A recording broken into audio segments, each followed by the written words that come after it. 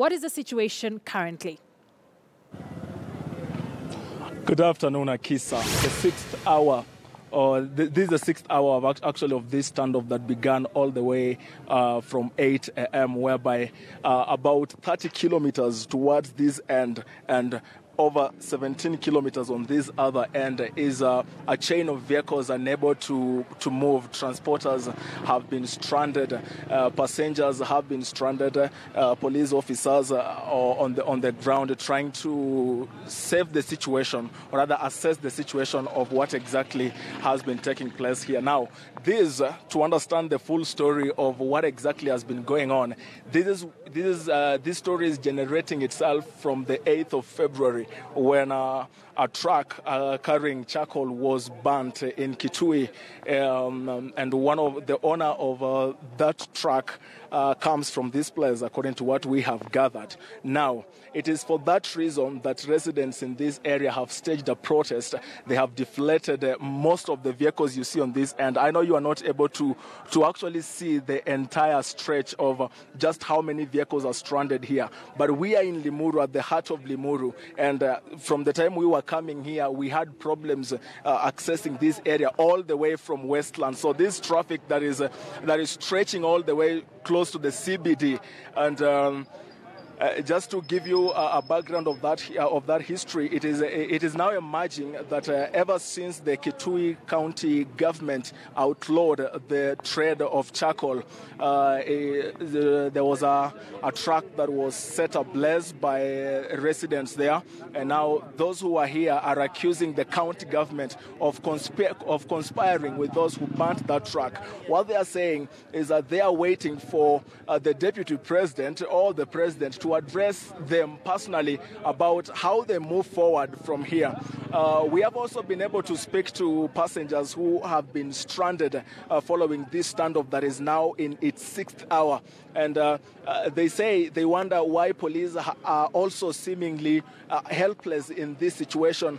They are not pleased at all by how police have handled the entire situation. We have seen a number of police land cruisers leaving this particular place. They come in and leave. We have also witnessed buses being deflated with protesters claiming that those drivers were trying to have their way out and proceed with their journey. So that is the situation as it is on the ground. Some of the vehicles, including ourselves, had to use the other side of the road to get to this particular place we are at.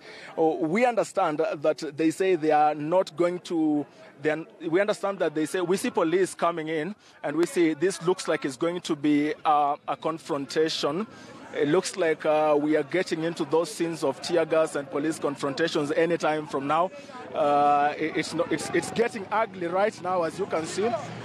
Police are now, according to what you can see now, it's now clear that this demonstration, Akisa, that began 6 hours ago, has taken another twist. It's now going to be a battle between police and protesters. What I didn't tell you is that these protesters had banners printed, and these banners definitely showed that there was a hand, an unseen hand, in this protest. Some of the people we have spoken to say this protest has an unseen hand of someone exactly funding the protesters. But that's something we have not been able to ascertain as at now.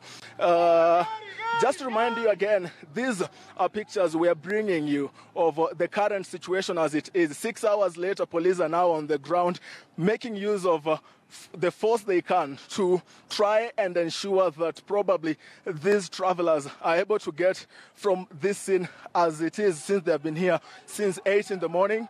Protesters once again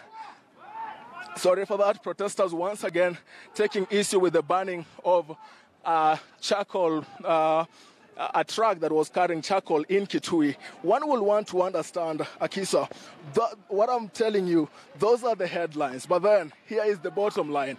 One would want to understand why a situation of that truck that was burnt in Kitui, why its protest will take place in Limuru. According to the protesters we've spoken to, they claim that they are doing this because the owner of that truck actually comes from this particular place. They go ahead to say that by doing this, by blocking this road, they are aware that it is the lifeline of the country. They are aware it is the route that is used to transport different goods.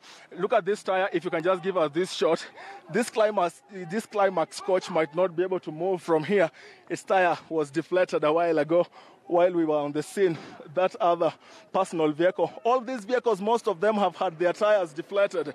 And now we can see police officers swinging into action. What we do not know is what will be the effect of this, what exactly is going to take place, because the vehicles that are in front of the rest have had their tires inflated.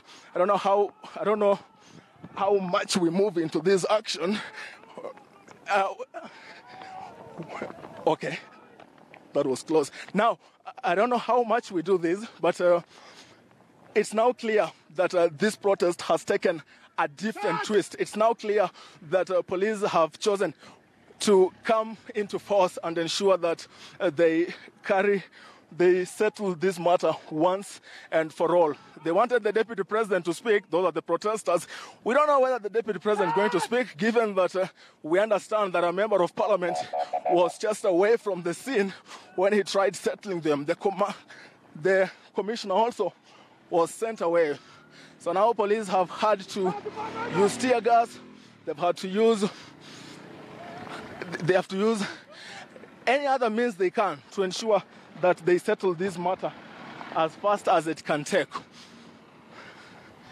Akisa will continue giving you these pictures of the situation as it is on the ground. It's something we are following up closely because we understand that transport has been affected, not only for those who are heading up country to the areas of Western Kenya, but also to those traveling between the CBD and areas like, in fact, to Limuru itself. We also understand that transport has been affected for those traveling within areas of Kilimani, because this traffic stand-up is taking itself all the way to the CBD. Those traveling to areas like Kangemi, those going to areas like Uthiru, they will have to deal with this and get to know how they actually go home. But one thing to note is that this has been a very peaceful protest. No physical injuries have been witnessed. All they wanted is to stop the flow of traffic and see that their demands are met. They say they want another truck, whether it will be brought in by plane or not, in their words actually, whether it will be brought in by a plane or not, to ensure that the owner of that truck is compensated. All right, Brian, we will continue to speak to you. Brian Obuya, our reporter there, reporting from Limuru on that 6-hour traffic snarl-up from 6 a.m. in the morning. And those are live pictures we are bringing you from Limuru, where that particular incident is currently happening.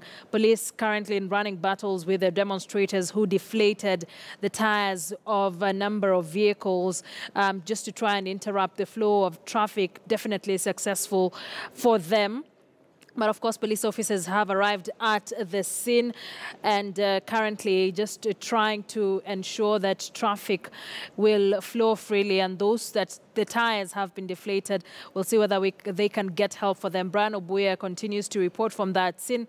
We'll definitely be speaking to him in a short while, even as the running battles continue and police continue to lob tear gas at the demonstrators who are protesting against the burning of a lorry that was carrying charcoal in the county of Kitui over the ban on charcoal production in Kitui by the governor, Charity Ngilu. So, of course, we continue to keep an eye on the situation in Limuru for you. We will be taking a short break in a short while here on KTN News Desk. But, of course, we'll continue to see how the situation is as motorists continue to be stranded on the road and travelers continue to be stranded. So police are currently ransacking the area looking for the demonstrators and those responsible for deflating tires for the vehicles on the Nakuru-Naivasha Highway.